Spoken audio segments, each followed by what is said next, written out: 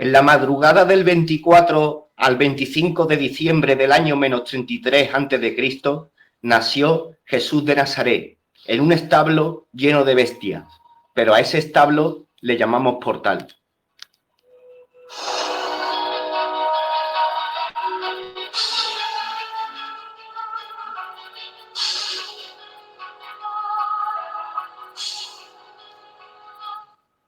Su madre, María, la noble María. Tuvo a Jesús siendo virgen. Jesús era padre e hijo al mismo tiempo. María fue fecundada por el Espíritu Santo.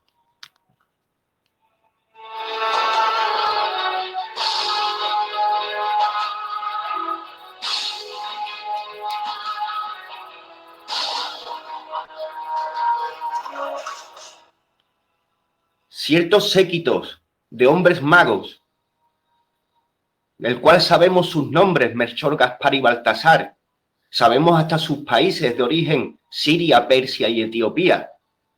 Siguiendo una estrella en movimiento y viendo las señales del cielo, llegaron al establo para adorar al niño y hacerle unos regalos.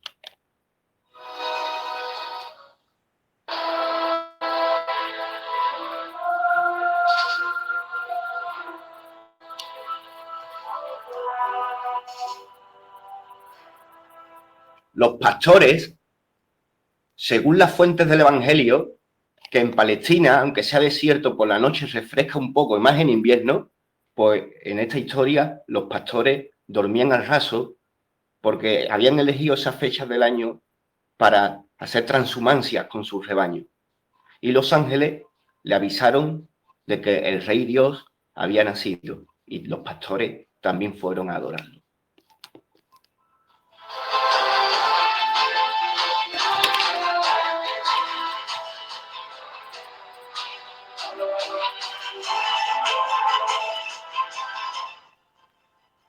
Un factor importantísimo. La familia iba a firmar un catastro romano de ciudadanía romana, para que así pudieran bien ellos pagar los impuestos al imperio, porque el imperio era muy simpático.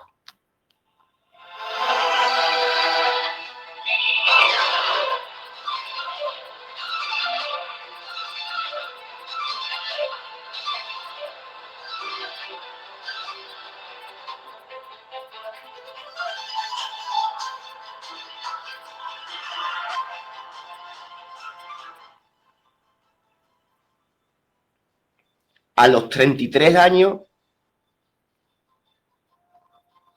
fue torturado y clavado en una cruz. Él no falleció porque era Dios. Resucitó a los 3 días. A los 33 años murió Alejandro Magno según la cronología oficial de las cátedras de historia.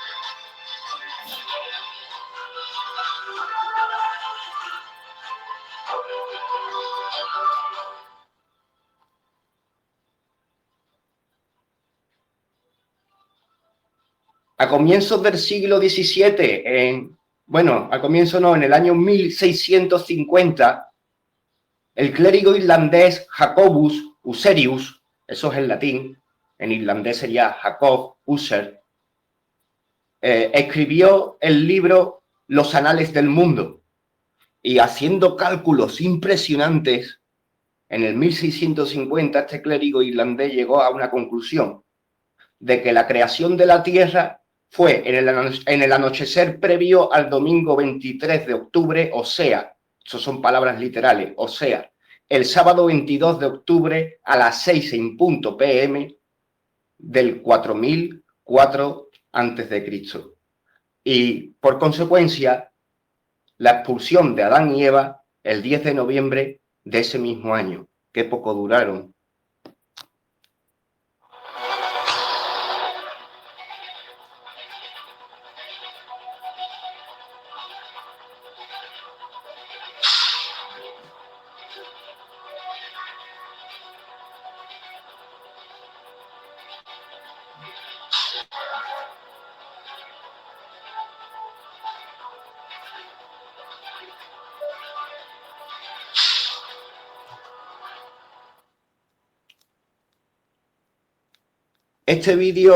Este audio en realidad lo hago porque soy un poco quisquilloso y el otro audio tuvo un buen comienzo, estuvo bien la información que se dio, pero me quedaron cosas en el tintero y eso me da a mí muchísimo, pero muchísimo coraje.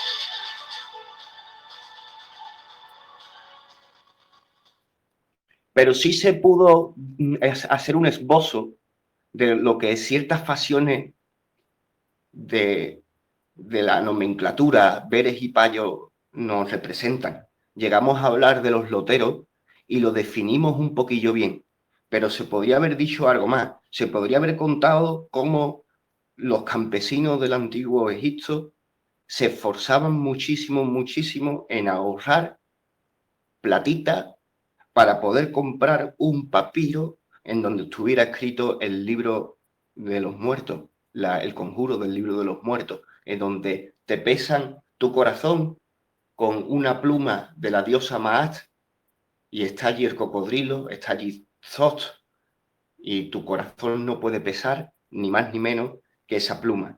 Y estas personas pues se esforzaban mucho para que el día de su muerte, en el agujero donde lo enterraran usando una pala, le pusieran un papiro que le daba la garantía para ir al más allá.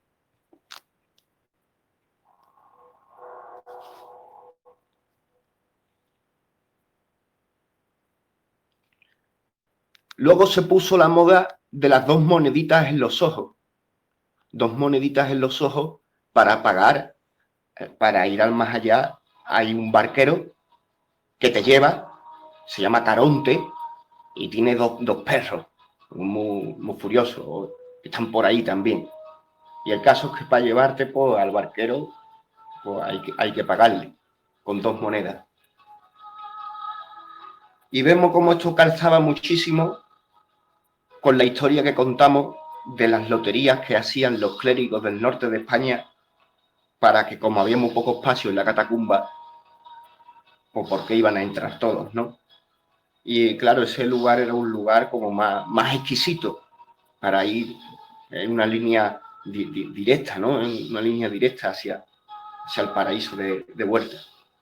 Hicimos un buen enlace con esa trama que hubo en España de que se destapó de que cuando moría un familiar en España llegaban esos señores que trabajan con esos coches que así grandotes, esa chipeta por detrás donde se le meten los ataúdes y son coches de negro. Y resulta de que estos señores venden ataúdes, venden flores y te convencen para que las flores sean por las más bonitas, ¿no? Y el ataúd, pues es doble, el más caro, porque un ataúd, fíjate tú, la de tabla que hay ahí, ¿no? Puede valer unos 1.500 euros, ¿por qué no? ¿No? Y se descubrió de que en el momento antes de quemar a las personas, quitaban el ataúd caro por uno barato y lo volvían a vender una y otra vez, ¿no? Estamos hablando de los loteros. Estamos hablando de una facción del poder vinculada al acto funerario. ¿Qué pasa? De que el ser humano va evolucionando, ¿no? Y se va haciendo cada vez más inteligente, ¿no?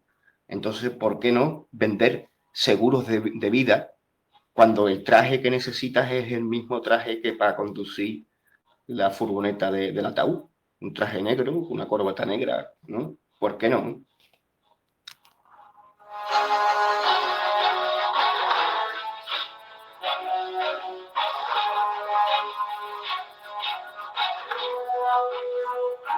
No hicimos mal en hablar el cómo los jesuitas, teniendo una facción muy fuerte del conocimiento, y hubo cierta parte de él, del movimiento jesuita, que se desprende, pero evidentemente sigue llevando los símbolos de la flor de los vientos, el símbolo del sol negro que caracteriza a la orden jesuita. y se fueron transformando esas sotanas negras, ¿por qué no?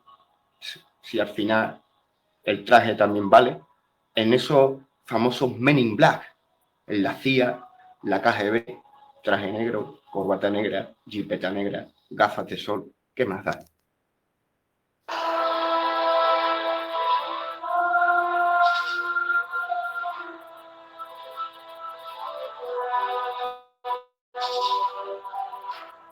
Pero sin embargo se nos faltó por nombrar a ciertos hijos de puta, como son la facción de los loritos. Sí, sí, los de la mascareta esa del carnaval que presidían la ceremonia en Venecia, esos tíos así de los loritos, ¿no?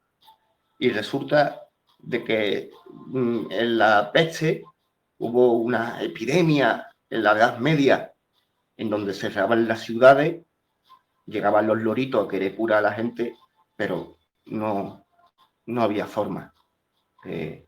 Parecía como si alguien hubiera una semana antes envenenado los pozos de la ciudad.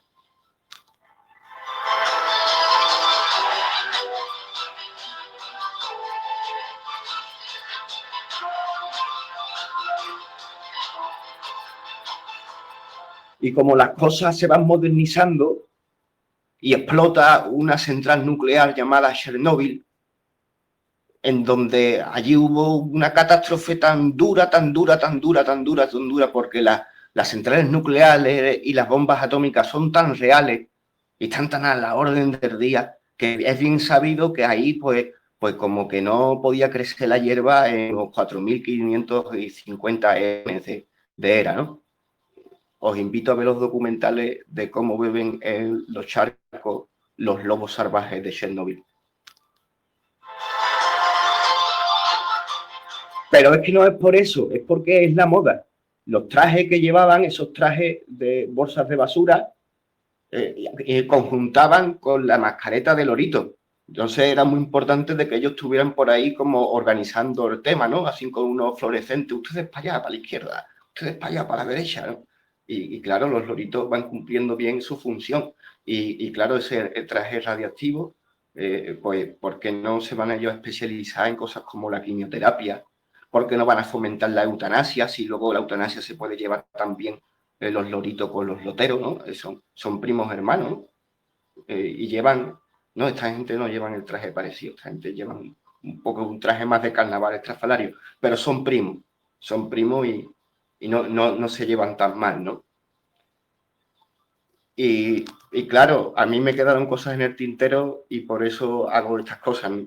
Y ya que me está saliendo un vídeo así un poco estrambótico, ¿por qué no decir de que cuando ya uno va aprendiendo, cuando te dicen Asturias, patria querida, Asturias de mis amores, pues parece como que resuenan otras cosas muy distintas a las que me resonaban cuando lo único que conocía eran los cuentos payos.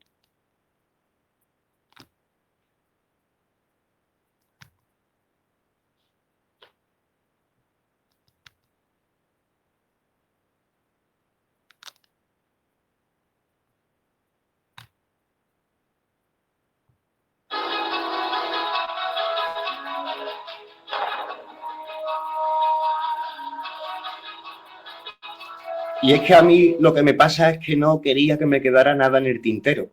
Entonces mi amigo Nacho me habló de Tartaria y de cómo han quitado del medio los mapas de Tartaria, la historia de Tartaria y cómo Tartaria era un imperio impresionante, conocedores de grandes tecnologías sanas y guardianes de grandes secretos. Y yo como no me quería dejar nada en el tintero, pues en el fondo en el primer audio me fui por los cerros de Úbeda y como que no dije nada, ¿no? Pero sí podemos dejar un poquito en el tintero y decir cómo han quitado del medio imperios como Tartaria e imperios como Hasaria. En su historia, en sus facultades, en sus universidades, esto no existe, pero sin embargo sí existe y asistió.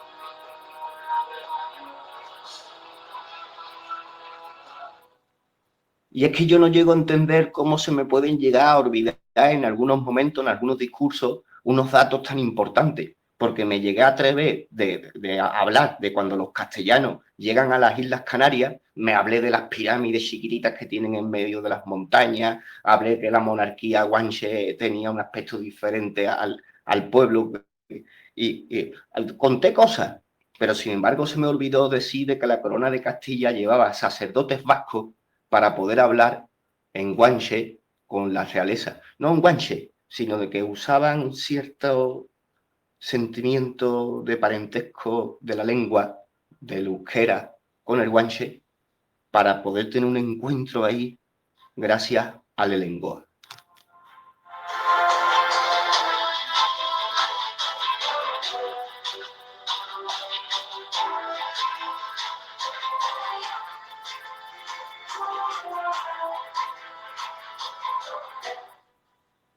Pero claro, Eleazar cuenta los métodos. Eleazar te cuenta abiertamente cómo ha cogido todos los alfabetos que ha habido en la historia, ha habido por haber, y la ha estado estudiando, y gracias a saber cómo se escribe la A en no sé cuántas lenguas, en cuántos alfabetos diferentes, cómo se escribe la B, cómo se escribe la C, y es un gran lingüista, recordamos de que sabía ruso, árabe, español, latín, hebreo, incluso llegó a aprender a hablar idiomas que no sabía nadie antes que él, otra de sus grandes afirmaciones.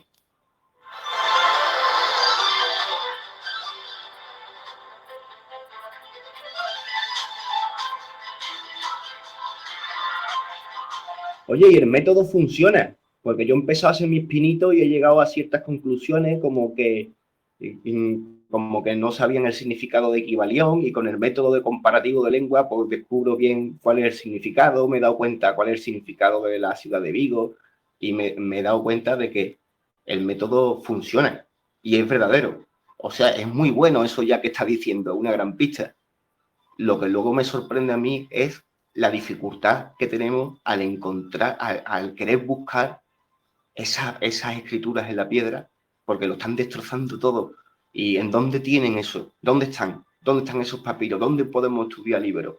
Cerca de mi ciudad hay algo, me voy a forzar por traerlo.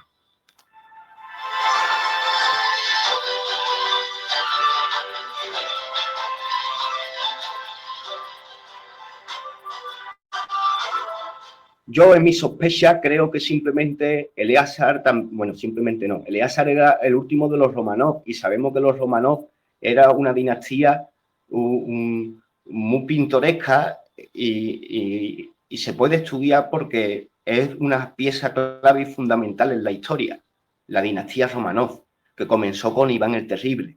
Comenzó con Iván el Terrible escribiéndole cartas amenazantes a los reyes de Europa, como los reyes de Inglaterra, diciéndoles y recordándoles de que él y solo él era el que en esos momentos tenía sangre descendiente de los césares.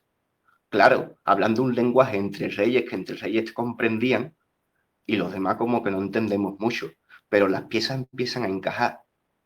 Este Iván el Terrible amenazaba diciendo de que el que era verdaderamente de sangre noble era él. ¿Y sabéis qué hacían los demás reyes?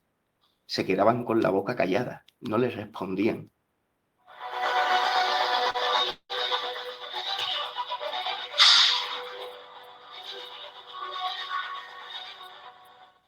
Y claro,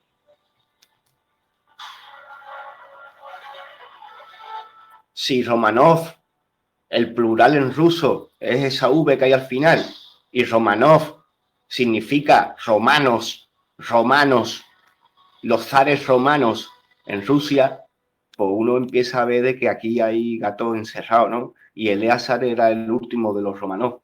Yo tengo mi sospecha de que gran parte de los datos que él da, claro que ha podido leer la piedra, eso no lo discuto, pero gran parte de los datos que da son como los archivos de los Romanov. O sea, los Romanov sabían del tema.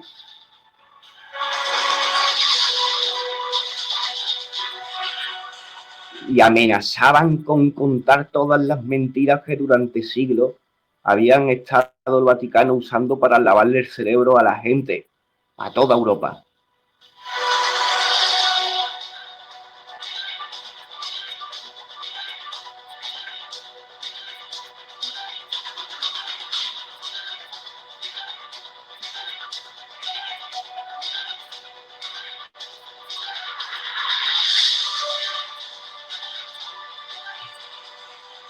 Claro, y poquito a poco estamos cogiendo, señora mentira, te estamos cogiendo, tienes las patas muy cortas, te estamos cogiendo.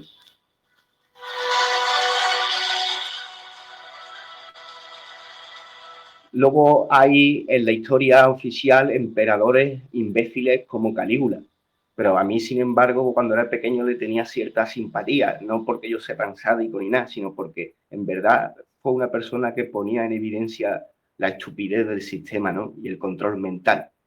Fue un tipo que hizo cónsul a su caballo, llevó a los ejércitos a hacer una batalla contra el mar, engañándole al pueblo, se sacó el ejército diciéndole al pueblo de Roma que iba a hacer una batalla y no hubo batalla ni nada, y cuando llegaron al mar le dijo a los soldados, pegarle espadazos a las olas, y le tenían tanto miedo a estos soldados de que le obedecían.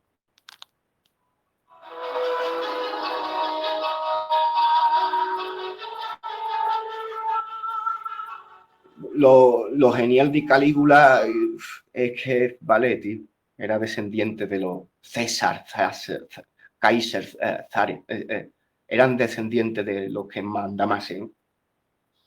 Y claro, ¿por qué no hacerte una estatua y obligarle a la gente a decir de que tú eres Dios?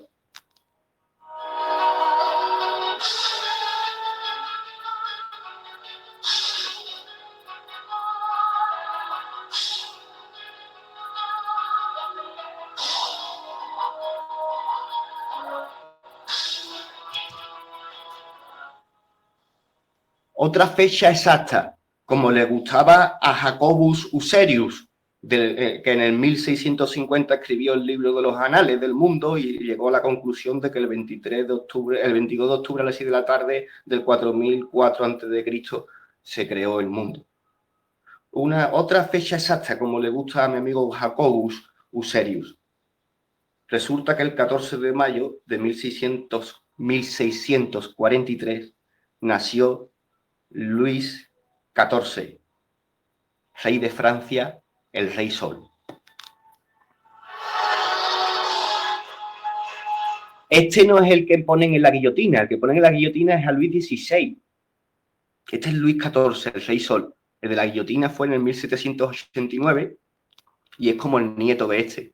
Este fue como el máximo esplendor que tuvo Francia y este tipo, con su peluca, que se la ponía cuando se despertaba, tenía alrededor de su cama enorme 12 cuadros con cada uno de los apóstoles, porque estaba tan zumbado que cuando se despertaba, como él era el Rey Sol, y era descendiente, ¿no?, de las casas reales de David, ¿no?, y yo qué sé, ¿no? Pues resulta de que él tenía los 12 cuadros de los 12 apóstoles porque él en esos momentos era el rey y era como Jesús en la tierra.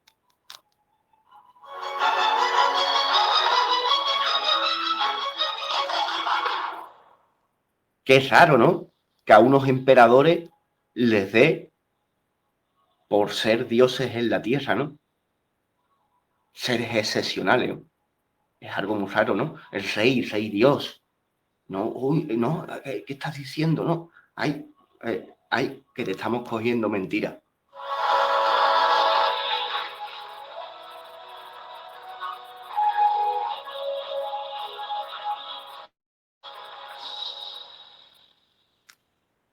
Pero eso era de los últimos reyes de Francia, porque Francia hoy día es una república que instauró un nuevo orden en el 1789, la Revolución Francesa.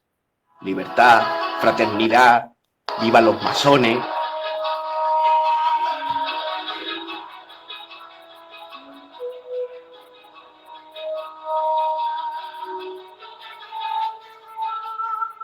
Pero los Borbones, porque este Luis Sol, el Rey Sol, el Luis XIV, era de los Borbones, eran parientes, eran de la misma casa real que los actuales reyes de España.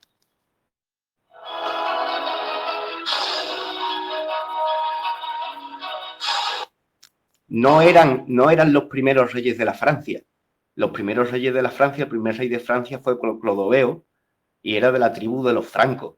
Y su padre era Meroveo, y Meroveo fue el que dio origen a la dinastía merovingia, que es el nombre que tenían esa dinastía de reyes, los primeros reyes de Francia.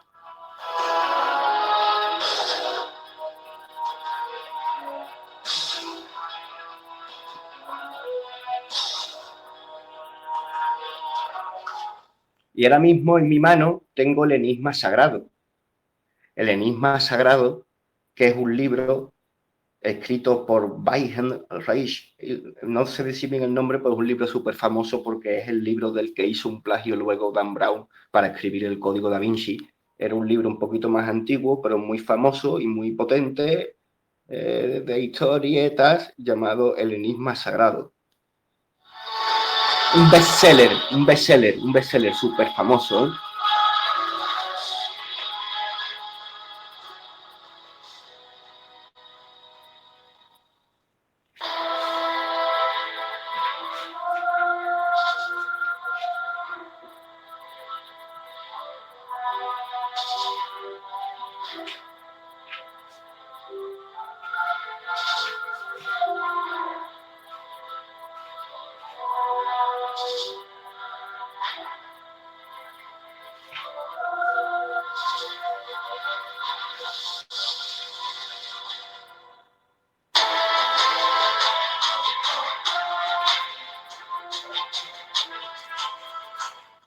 Claro, esto que pone aquí el libro pasan por alto muchas cosas porque no conocen la fe verdadera.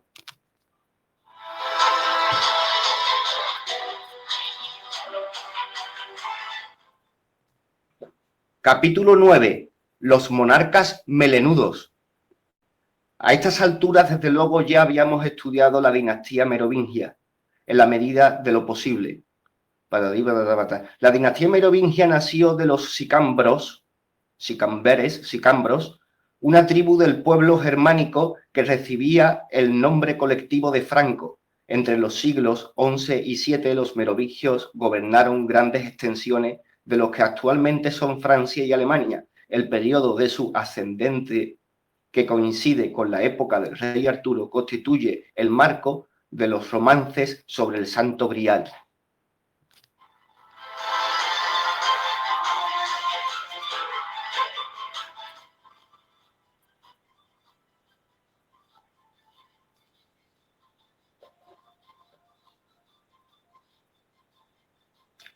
Probablemente es el periodo más impenetrable de los que en la actualidad se denomina la Edad de las Tinieblas.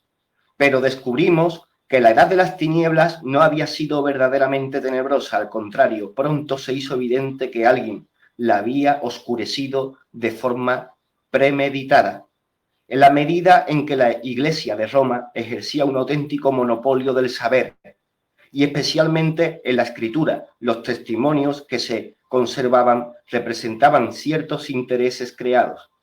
Casi todos los demás se habían perdido o había sido censurado, pero de vez en cuando algo se deslizaba a través de la cortina que ocultaba el pasado y llegaba hasta nosotros a pesar del silencio oficial. A partir de estos vestigios confusos podía reconstruirse una realidad interesantísima que además discrepaba por los dogmas de la ortodoxia.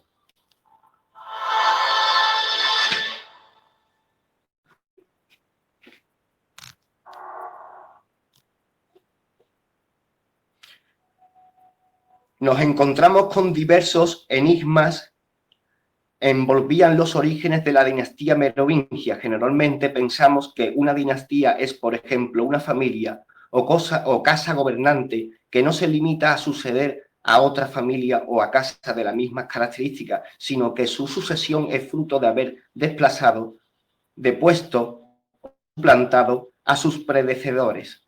Dicho de otro modo, la dinastía comienza con algún tipo de golpe de Estado, el cual a menudo extraña la extinción del anterior linaje gobernante. La guerra de las dos rosas en Inglaterra, por ejemplo, señaló el cambio de una dinastía al cabo de más o menos de un siglo. Los Estuardo subieron al trono inglés, pero solo después de extinguirse los Tudor y los propios Estuardo fueron desplazados forzosamente por las casas de Orange y de Hannover. Sin embargo, en el caso de los merovingios no hubo ninguna de estas transiciones violentas o bruscas, ninguna usurpación, ningún desplazamiento ni extinción de un régimen anterior. Al contrario, la casa a la que se dio de llamar Merovingia parece ser que ya reinaba sobre los francos. Los merovingios ya eran reyes legítimos y conocidos debidamente, pero a lo que parece había algo especial en uno de ellos, tanto así que confirió su nombre a toda la dinastía. El gobernante de quien los merovingios reciben su nombre es sumamente elusivo a su realidad histórica, que ha dado eclipsada por la leyenda, Meroveo. A Meroveo se le otorgaban grandes poderes, que podía curar con las manos, llevaba las melenas como Sansón, ese tipo de cosas, por eso eran los reyes melenudos. En el caso de Meroveo, la fachada fabulosa bien podría indicar algún tipo de matrimonio entre parientes, una genealogía transmitida a través de la madre, como en el judaísmo, por ejemplo, o una mezcla de linajes dinásticos en virtud de la cual los francos pasaron a ser aliados de sangre de otro pueblo.